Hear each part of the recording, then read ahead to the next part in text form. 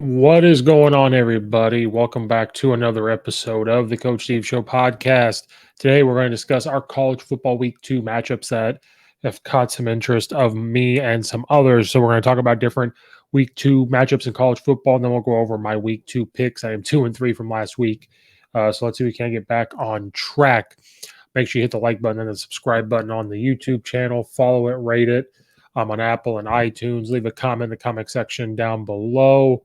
Follow the podcast, rate it, everywhere.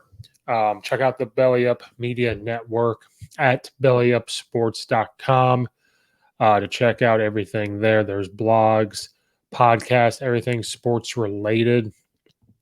Something out there for everybody. So make sure you check that out at bellyupsports.com to check out the Belly Up Media Network. So we're going to go into our college football week 2, and then we'll give our college football week 2 picks. Again, at the end, when I do my picks, some are going to be straight up, a team's going to be another team, or I might like this team minus the points or this team plus the points.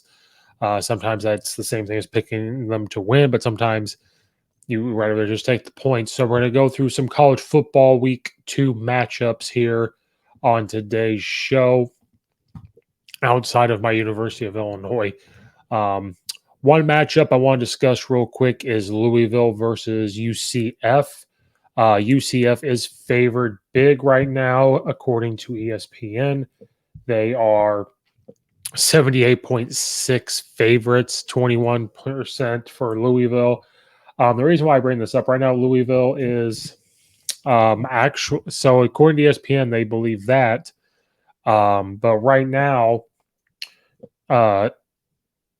Central Florida is minus 5.5. So UCF is considered the favorite, which is some people alarming because of Louisville. You would think they would be the ones favored, but Gus Malzahn's really got that program going.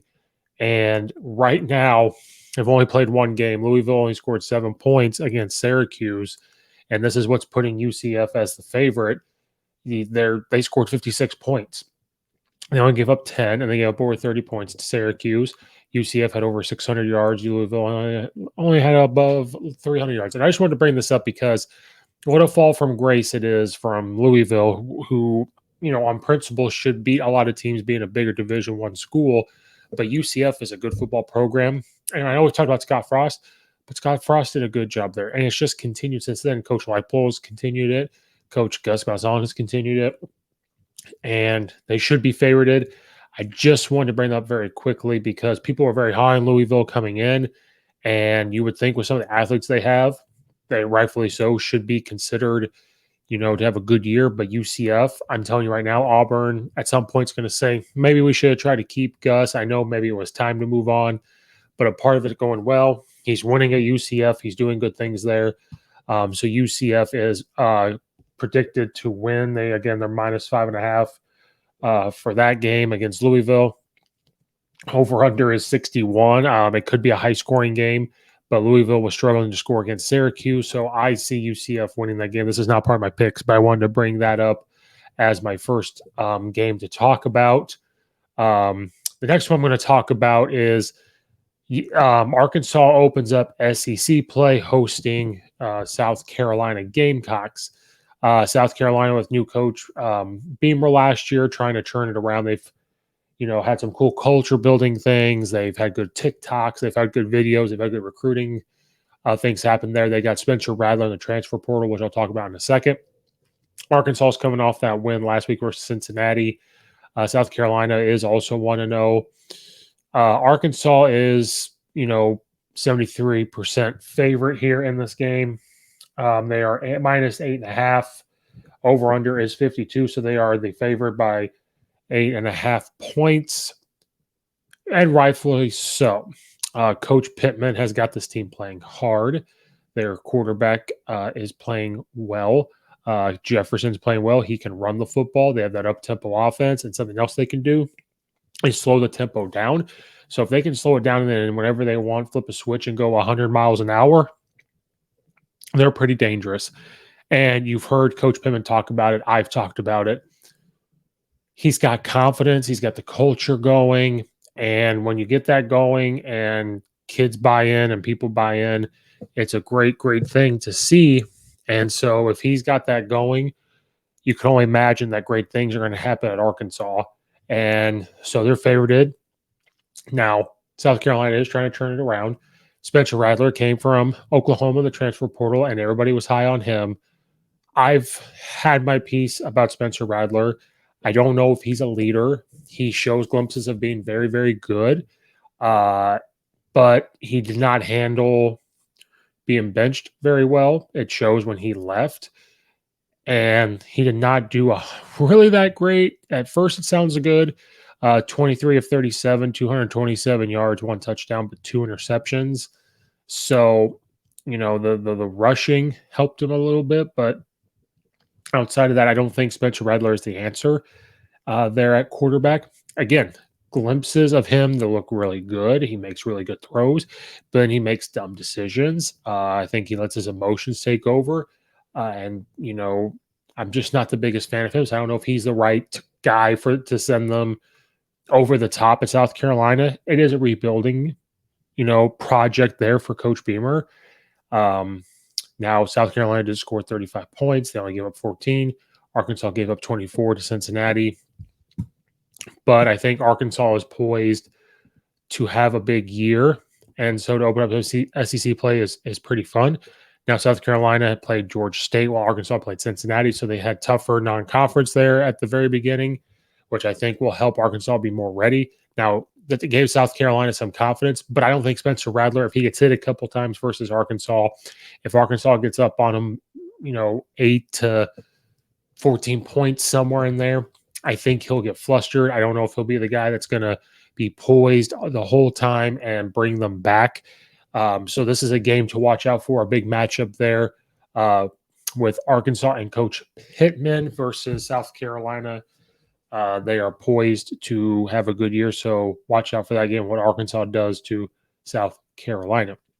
Moving into a Big Ten team, the Northwestern Wildcats had their bye week. They played in Dublin, Ireland, getting the big win over Northwestern. They had their week off. Now they come in 1-0 playing Duke, and this is a Power 5 school versus another school. You could consider Duke a basketball school.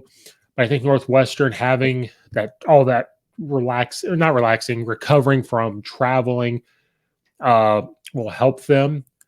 Again, I might be biased. I've seen Northwestern practice up close. They are physical. They are confident. They didn't flinch versus Nebraska. And Duke's looking to turn it around, and they possibly could. They are now 1-0. But I think Northwestern, they always, go up and down. There's times they have really, really good years, and then times they don't. When they're young, they struggle a little bit, but when they have some experience, they actually do pretty well. And I'm bringing this up just because it's the Big Ten. I'm slowly starting to like Northwestern from meeting their coaches, meeting Coach Fitzgerald, and seeing how they operate there, seeing that beautiful facilities they have. I'm an Illinois fan first, but to be a fan of Northwestern or, support them is, something I can do because I'm a fan of coaches also. I think Northwestern will get this win. They are favored at 69.9% to 30.1% for Duke. Duke's trying to turn it around under a new head coach, new system. So they're trying to get back on track there. It still has to be on the outlook for this game. Is there going to be some type of letdown from Northwestern, coming back from Dublin and then having an entire, their bye week, having it so early? Nebraska didn't get their bye week early. They came back and played. I'm sure Northwestern and Coach Fitzgerald would have played, but this is just another game I would look out for. It could be a good game and then see Northwestern pull away late. But this is something that I think we need to pay attention to from Northwestern. And then see what kind of Duke team we're really going to get with new coaches, new system, and everything. So this is just one I think needs to be on people's radar. The Duke quarterback played well.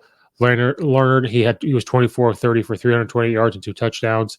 And then we know how Helinski for Northwestern played in that game versus Nebraska, 27 of 38, 314 yards and 2 touchdowns.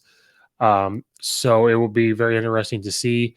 Northwestern ran the ball better versus at Nebraska. So we're going to see a game where Northwestern's going to look to continue to run the football, continue to run.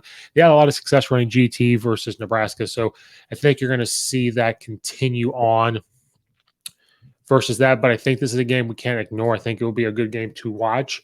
And you'll see Northwestern probably come away with a win there. A really, really good matchup that we're going to see, and it's early to see this, is the Tennessee Volunteers play Pittsburgh Panthers. Pittsburgh had a tough game, hard-fought one versus West Virginia. Tennessee got a win. They are 1-0 SEC playing an ACC. Now, Pittsburgh doesn't look like your normal ACC team. They will line up in a whole bunch of different formations, tight formations, and they will run the ball at you. Their defense tackles well, and they will hit you. And they are confident. They have that culture set in stone. They have who they are set in stone. This is year 2 under Coach Heupel at Tennessee, bringing their up-tempo offense, but they've got guys in the transfer portal. They recruited well. Tennessee fans travel well. And this is going to be a very fun game. It's going to be an up-tempo team versus a team that's can take its time, be methodical, run the ball, short passes right at you. Right now, Tennessee on ESPN is 54.1% favorited over Pittsburgh, 49.9%. So people are really leaning heavily on Coach Heupel in his year 2. Big things coming for Tennessee. A lot of people have high hopes for them. A lot of people think they're going to do very, very well. And I'm one of those people. I think watching them last year, if they can master the up-tempo offense and listening to Coach Heupel talk, I think he is getting them in the right direction. They are -6.5 favorite over Pittsburgh. The over-under total is 65. Could be a high-scoring game. Tennessee scored 59 last week. Pittsburgh scored 38 to get the win. But Pittsburgh did give up 31 to West Virginia. Tennessee only gave up 10 points last week. So we will see what kind of defense shows up. Tennessee did play Ball State, which is not, no offense to them, not the same level as West Virginia. But again, if you're Tennessee trying to rebuild this program, you need a game like that where you get some confidence, get the kinks out. You don't have preseason games. And so to have some confidence there coming in to play Pittsburgh. So if Tennessee can handle getting hit by Pittsburgh, and even though they have the up-tempo offense, if they can dial it back a little bit and then turn it back on, I think that keeps their defense on their toes. Tennessee just has to keep it rolling, going up where they were last year. Their quarterback has to play well. Their wide receivers have to play well. This will be one of the most exciting games of the weekend with Tennessee and Pittsburgh. But look for Tennessee to continue that SEC trend and probably win that game. One that we'll talk about real quick, Houston, kind of a letdown last week against UTSA, even though UTSA is good. It took some overtimes to win. Houston, under their coaching staff, would think that they're going to have this super high-powered offense, and they did kind of score points, but it was, it was inconsistent. Their defense didn't step up. They are off now to play the Texas Tech Red Raiders, who have had great seasons ever since Coach Leach was fired, even though he never should have been. Right now, Texas Tech on ESPN is favored at 65.6% to 34.4%, and Houston is ranked 25th in the nation, and Texas Tech is not. Texas Tech scored 63 points last week to Houston's 35 points last week. Texas Tech did play Murray State, which is an OVC school. It's Division I AA. Again, Texas Tech trying to rebuild. They need a game like that just to get some confidence. But this is a game where people are going to look at this and go, oh, Texas Tech should probably win this game due to everybody's leaning towards them, looking at their stats compared to Houston. UTSA is no slouch. No offense to Murray State. UTSA is better than probably Murray State. They had a fantastic year last year. That doesn't give an excuse to Houston. Right now, Texas Tech is -2.5 favorite. The over-under is 63. You might want to take the over on that one because they could score some points. Houston gets their offense going. Texas Tech gets their offense going. It's very possible that they could score over that. But this is closer than a 65% to 34%. -2.5 Texas Tech favorite. You're looking at Houston to come in with an upset, and these are not all my picks. I'm just telling you which games to look for. the key matchups into this. The key matchup is Houston's offense just has to continue to do what they do and just, not be not consistent. And then their defense has to show up. At some point, they need to get their defense, to make plays and tackle and keep, Texas Tech's offense at bay. And if they can do that, they'll win. Texas Tech, they're just going to continue under a new coaching staff, figure out their identity, and come in and say, you know what, we're going to come beat a ranked team. We played well last week. We scored a lot of points, and take that confidence and to play Houston. But look to Houston to get their defense. They probably got yelled at. They probably figured it out. So look to Houston's defense to really step up and be a better team than they were last week. A game that is going to be watched big time is a rivalry game in the state of Iowa. The Iowa State Cyclones versus the Iowa Hawkeyes. What if I were to tell you that on ESPN, Iowa State is favored at 58.5% over 41.5% over Iowa? Now, Iowa State has had some good years, but they are still the baby brother to Iowa. Iowa has always been the more physical team. They win. And it's hard for Iowa State to keep up with Iowa, especially in that state with recruiting. But Iowa is minus 3.5 versus Iowa State. Over under 39.5. Well, if you go by last week with Iowa, you may want to take the under because Iowa's defense did what it was supposed to do, held the other team, even though it was a Division I AA, to 3 points. But the offense was very, very, very, very disappointing. Very disappointing. Iowa State last week scored 42 points. So Iowa's offense, I don't even know if they have an offense. They didn't score a touchdown. They had 2 safeties and a field goal. You never hear that, ever. So this game, people have thrown Iowa down. They are no longer in their top rankings in the Big Ten. They're no longer ranked. They're not ranked. And, I was high on them last year. I talked about them on the Shockers to win 7-3 versus South Dakota State. This is poised for Iowa State to get them. This is poised for an Iowa State team to say, Iowa's kind of flustered right now from that game. Now, Iowa played Southeast Missouri State, which that's nothing to bat your eyelash at, but they won convincingly, which is what you thought Iowa would do versus South Dakota State. This is poised for Iowa State to finally say, you know what, we're going to beat Iowa. And in order to do that, Iowa State's quarterback is going to have to continue how he played. He had 293 yards passing and 4 touchdowns. Iowa's defense is still going to be tough, even though they beat South Dakota State, but Iowa's defense still going to be tough. I think that's one thing I overlooked and other people overlooked. They held South Dakota State to 86 passing yards. Now, to me, that's what they're supposed to do. That's what's supposed to happen. So I don't think we need to sleep on Iowa's defense. They always have good linebackers. Their safeties always come down and tackle. So we can't ignore Iowa's defense versus this Iowa State team. Iowa's defense will still be there. The biggest question mark is going to be quarterback play from Iowa and running the football. Because their leading rusher last week was Williams, who had 24 carries and 72 touchdowns. Or 72 yards, excuse me, not 72 touchdowns. The quarterback had no touchdown passes, 1 interception, only 109 passing yards. Now, Iowa doesn't need to throw for 300 yards, but you need better quarterback play. If you couldn't run the ball on South Dakota State, how are you going to run the ball on Iowa State? So the keys to this is you need Iowa's offense to start moving the ball, and they're going to have to score. They're going to have to figure out ways to score. Iowa State has got to figure out how to attack those linebackers for Iowa. So this is going to be a great matchup. Really, really good matchup. It's going to be a really fun game, but we can't ignore Iowa's defense, which I think we all did because we just looked at the score and said, oh my gosh, how they do this. But if you look at the stats and you look at the yards they only give up to South Dakota State, their defense did what they were supposed to do, and that's what it's supposed to look like. But their offense was ferocious, so it's going to be a great matchup, offense versus defenses in this game.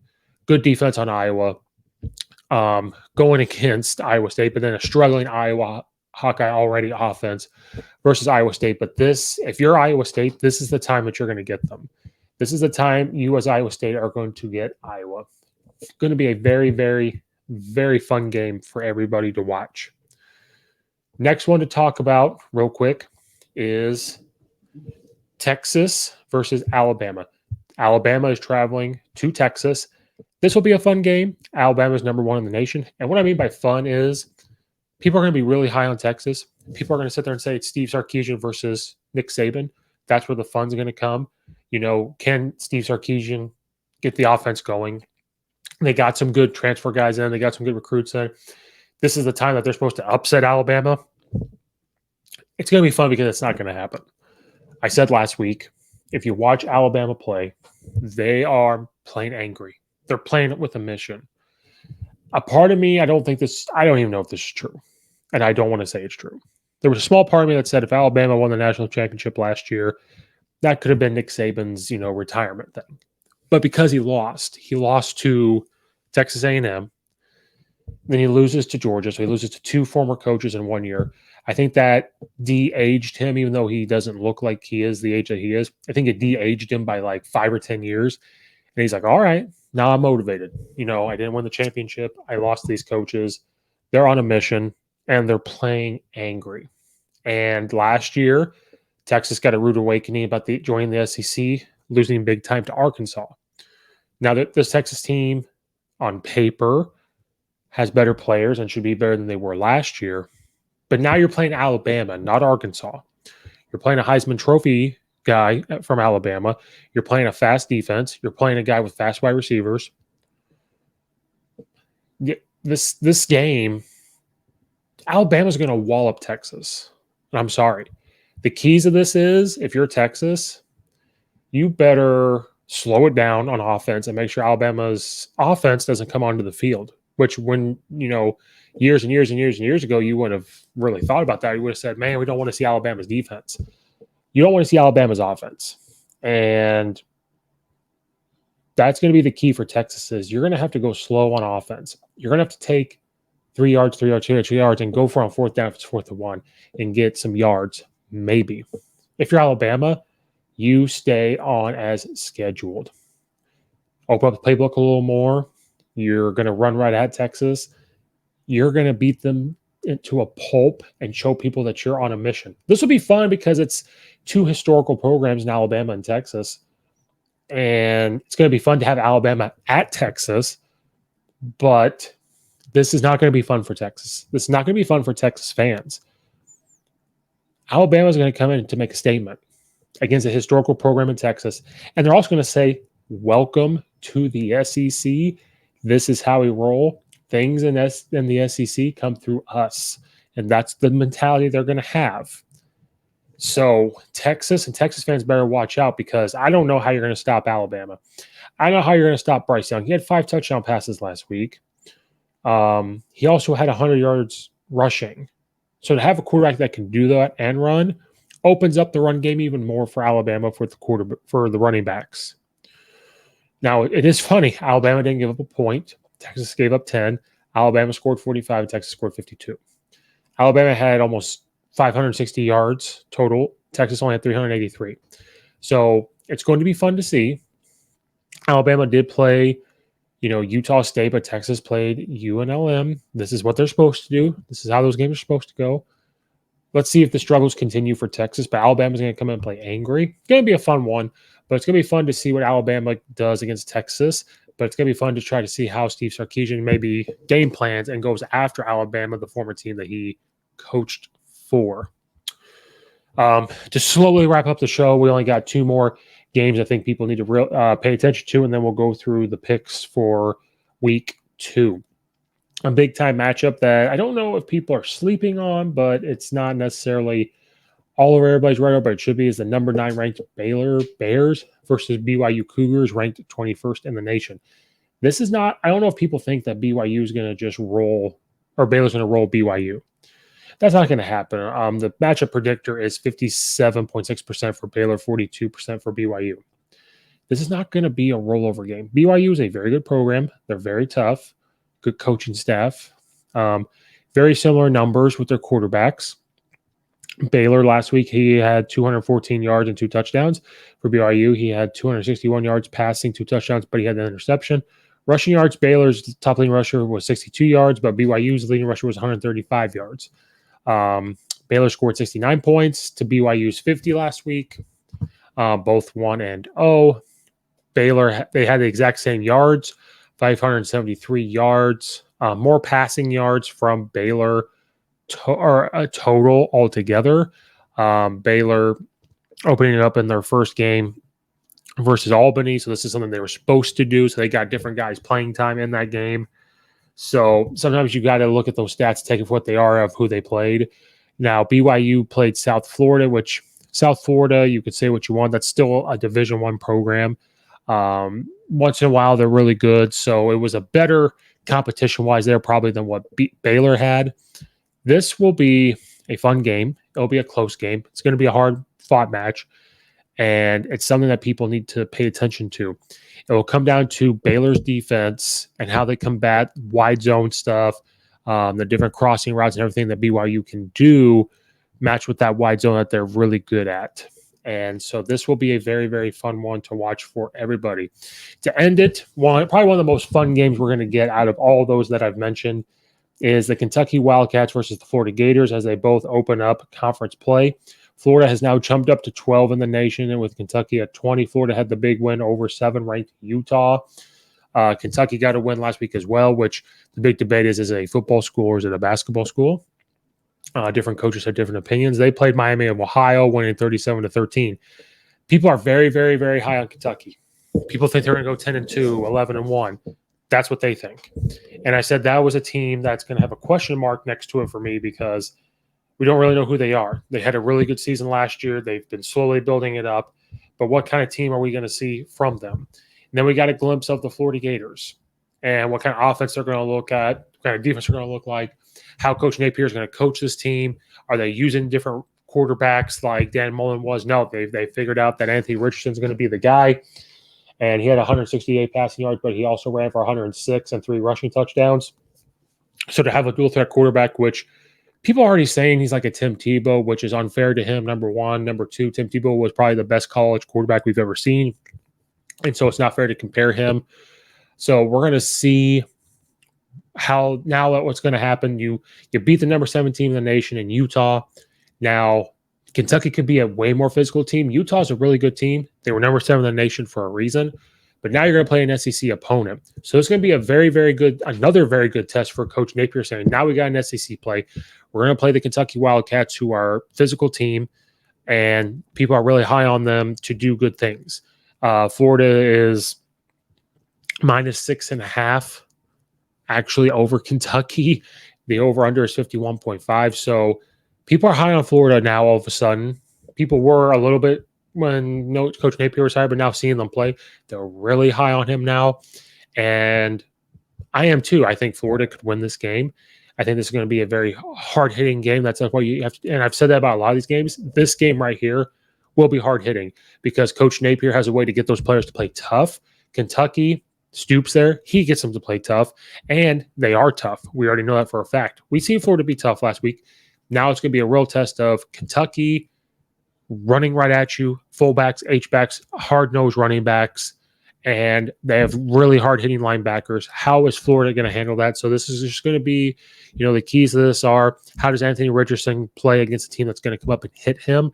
How does Coach Napier handle the coaching things and the situations are going to happen coaching against an SEC team, which I think will be fine?